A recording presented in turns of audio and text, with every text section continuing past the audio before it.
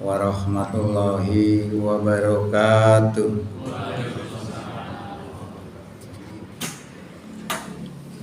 Alhamdulillah alladzi arsala rasulahu bil huda wa dinil haqq liyudhhirahu 'ala dini kullih walau karihal musyrikun. Asyhadu an la ilaha illallah wahdahu la syarikalah wa asyhadu anna Muhammadan abduhu wa rasuluh la nabiyya ba'dah.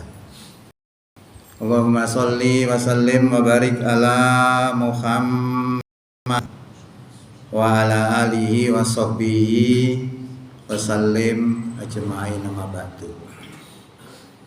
Bapak Ibu jamaah Masjid An-Nur Munala rahimakumullah. Syukur alhamdulillah di pagi hari ini kita bisa hadir untuk sholat subuh berjamaah yang dilanjutkan dengan kultum dalam menambah wawasan keislaman kita sekaligus menambah mantapnya keimanan kita.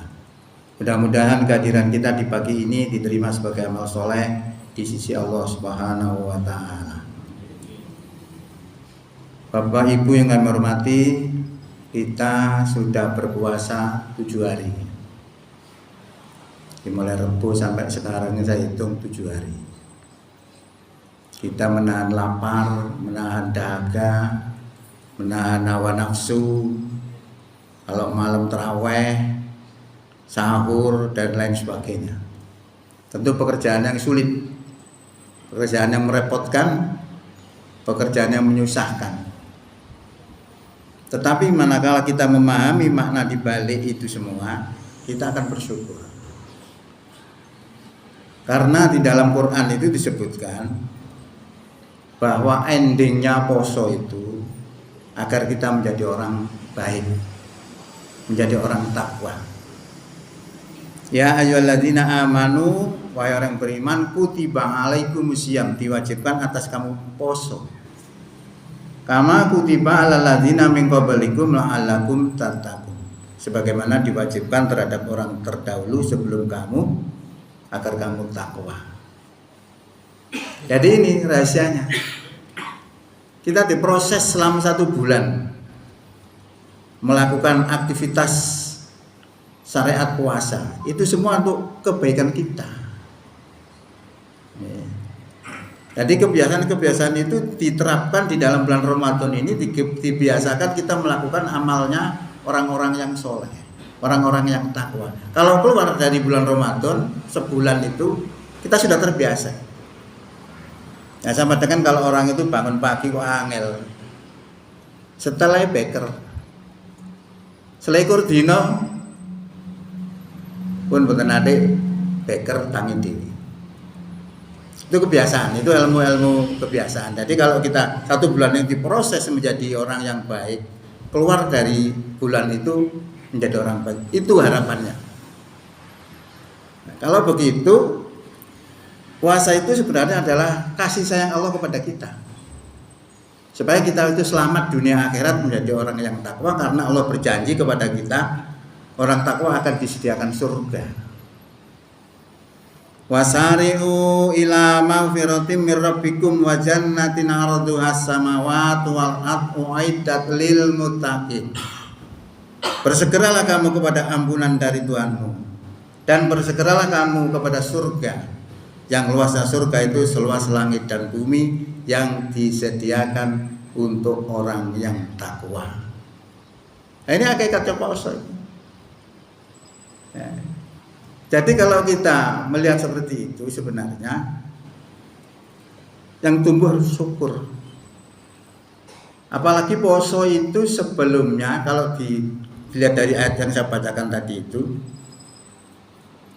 posonya orang dahulu itu 3 hari 1 bulan. Jadi dihitung setahun berarti 3 kali 12 36. Kita cuma 30 paling banyak. Jadi masih untungan kita. Apalagi kalau kita lihat maqasidus syariah. Maqasidus syariah itu tujuan di dalam hukum Islam. Semua apa yang diperintah dan dilarang oleh Allah itu untuk kebaikan kita semua. Misalnya Allah menurunkan syariat jihad. Untuk apa? Memelihara agama. Allah mensyariatkan nikah. Untuk apa? Menjaga keturunan. Allah mensyariatkan dilarang membunuh. Untuk apa? Menjaga jiwa. Allah melarang kita minum khamar. Untuk apa? Untuk menjaga akal. Agar tidak teler.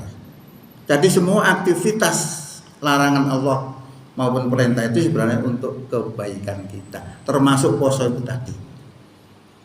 Nah ini kalau kita cermati seperti itu, kita akan jadi beda melihat puasa itu. Masih soro gak apa-apa. Justru dengan lapar dahaga itu kita bisa merasakan bagaimana orang-orang tidak punya itu. Ya, padahal kita diberi kecukupan, tumbuh rasa syukur kita gitu. Masyarul muslimin rahimakumullah. Kemudian mari kita lihat aturan-aturan yang Allah berikan kepada kita itu sebenarnya sudah sangat ringan dibandingkan zaman awal-awal puasa itu diwajibkan kepada kita. Dahulu orang suami istri itu walaupun pada malam hari apalagi siang hari tidak boleh berbuat rofas. Ya, tidak boleh berbuat rofas itu berbuat sungguh rayu akhirnya menjurus kepada hubungan suami istri. Itu dilarang. Walaupun malam. Apalagi siang itu tambah tidak boleh itu. Nah, pada suatu hari ada seorang sahabat itu melanggar. Tidak kuat akhirnya melakukan hubungan suami istri pada malam hari itu lalu lapor kepada Rasulullah. Turunlah ayat Uhilla lakum lailatas syami rafasu ila nisaikum hunna libasul lakum wa antum libasul lahun. Dihalalkan untuk kamu pada malam puasa berbuat rofas kepada istri-istri itu. Istri-istri itu adalah merupakan pakaian untuk kamu dan kamu adalah pakaian untuk mereka. Dihalalkan caranya. Suami istri itu pakaian. Pakaian bisa dipakai. Bisa untuk menutupi aurat dan lain sebagainya dan lain sebagainya. Ini sebuah gambaran sangat halus ya. Kedudukan suami istri bagaimana bagaikan pakaian. Alimallahu annakum kuntum tahtanuna anfusakum fataba alaikum wa afa ankum. Allah mengetahui bahwasannya kamu mengkhianati dirimu sendiri. Nah, mengkhianati tadi itu melanggar itu tadi. Lalu Allah mengampunimu dan memaafkan kamu. Fal'ana basiruhunna wabtahu ma kataballahu lakum. Maka sekarang kumpulilah istri-istrimu itu karena sudah diperbolehkan. Al-ana basiruhuna wa antum akifuna fil masajid. Saya tidak ada Al-Qur'annya, saya lupa. Uhilla lakum lailatas syami rafasu ila nisaikum hunna libasul lakum wa antum libasul lahun. Alimallahu annakum kuntum tahtaruna anfusakum fataba alaikum wa afa ankum fal ana basiruhuna wa batahu ma kataballahu lakum. Kumpulilah istri-istri itu dan carilah apa yang telah Allah tetapkan untuk kamu. Itu adalah perubahan dari tidak boleh menjadi boleh. Berarti lebih ringan dibandingkan awal-awal. Kemudian yang kedua adalah masalah buko. Bukonya itu mesti maghrib. Karena pergantian siang dan malam itu dalam tanggalan bulan itu adalah maghrib. Kalau sudah maghrib boleh makan. Lah ada salah seorang sahabat saat itu kepingin buka pulang ke rumah, tapi tidak ada makanan. Beda dengan kita sekarang ini, kalau makanan di masjid terus keleleran makanan, bisa arat-arat. Dulu tidak ada betul. Akhirnya suaminya istrinya mencarikan makanan untuk berbuka. Suwe gak mulai-mulai, keturun. Sing lanang mau keturun, bareng istrinya pulang, ngomong istrinya, celaka kau. Lu kok bisa celaka gimana? Karena orang kalau sudah maghrib, kemudian tertidur, lalu bangun, tidak boleh makan. Dia harus melanjutkan poso malam itu juga dan siangnya juga, dan baru maghrib kemudian baru boleh makan lagi. Akhirnya semaput. Nah, itu zaman dulu. Kalau sekarang enggak. Boleh sekarang dari mulai maghrib sampai subuh. Ini ditandai oleh Allah dalam Quran. Wakulu wasrobu, makan dan minumlah hatta yatabayyana lakumul khaytul abyadzu minal khaytil aswadi minal fajar. Makan dan minumlah sehingga jelas benang yang putih daripada benang yang hitam, yaitu fajar. Hari sampai subuh. Bah keturun, bah gak keturun, pokoknya batas waktunya itu. Lebih ringan sekarang. Masih keturun ya tidak apa-apa. Tetap tidak melanjutkan pada malam itu. Nah, subuh ini yang dimaksud adalah jelas benang yang hitam daripada benang yang putih. Itu artinya kita bisa melihat benang hitam dengan benang yang putih itu di saat subuh. Maka menurut pengamatan di Muhammadiyah itu subuh wong Indonesia itu kebengen. Ya, maka setelah dihitung selisihnya 8 menit. Kalau misalnya orang umum biasanya 4:30, ditambah 8 oleh kita. Maka kalau panjenengan ke Saudi itu naik subuh mesti apa jenenge cara jone rontong, kelihatan. Hampir-hampir mau terbit matahari sampai seperti itu. Ya, makanya jangan heran kalau di Muhammadiyah kok beda, ya itu karena itu. Hanya subuhnya saja, lainnya tidak. Ya. Masyarakat muslimin rahimahumullah. Lalu Allah lanjutkan, summa atimus yama ilal lail. Kemudian sempurnakanlah puasa itu sampai waktu malam. Wala tubasyiruhunna, dan jangan kamu campuri istri-istri itu, wa antum aqifuna fil masajid, sedang kamu beriktikaf di dalam masjid. Iktikaf itu berdiam diri di masjid. Itu kalau dalam ajaran kita itu 10 hari terakhir.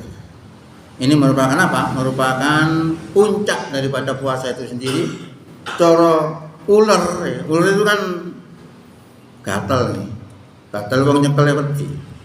Tapi nek ular iki gelem poso, gelem iktikaf, gelem ngentung, berubah. Ular jadi apa? Kupu-kupu yang indah. Menyenangkan. Orang berpuasa itu sebenarnya hampir seperti itu. Puncak daripada puasa itu adalah iktikaf itu. Ketika kita melakukan itu sehingga di hadapan keluar menjadi apa? Orang yang takwa. Ya. Tilka hududullahi, itulah batasan-batasan Allah, itulah hukum-hukum Allah. Fala taqrabuha, maka jangan kamu melanggarnya.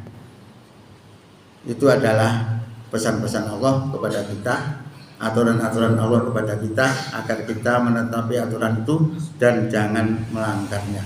Kadzalika yubayyinullahu ayatihi linnasi la'allahum yattaqun. Demikian itulah tanda-tanda kekuasaan Allah. Allah jelaskan tanda-tanda kekuasaannya kepada manusia agar mereka bertakwa. Jadi apa yang kami sampaikan sebenarnya pada intinya adalah, mari kita sambut puasa ini dengan rasa syukur, karena semua yang aktivitas di dalam puasa ini adalah untuk kebaikan kita semua. Sehingga dengan harapan kita berpuasa betul-betul mendapatkan menjadi orang takwa dan terhapusnya segala dosa-dosa kita. Saya kira itu yang bisa disampaikan, mudah-mudahan manfaat. Billahi taufiq wal hidayah. Wassalamualaikum warahmatullahi wabarakatuh.